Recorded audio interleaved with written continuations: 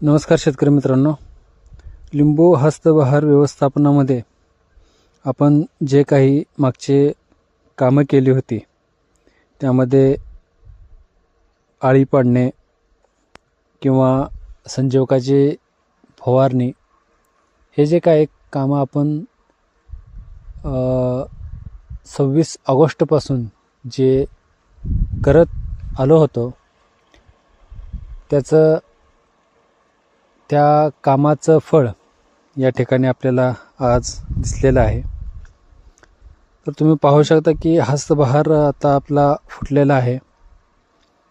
अतिशय सुंदर पद्धतीने या ठिकाणी हे जे काही फुलं आहेत हे बाहेर पडू लागलेले आहेत। सुरुवात आहे, अजून इथनं हळूहळू ते बाहेर पडतील। धन्यवाद।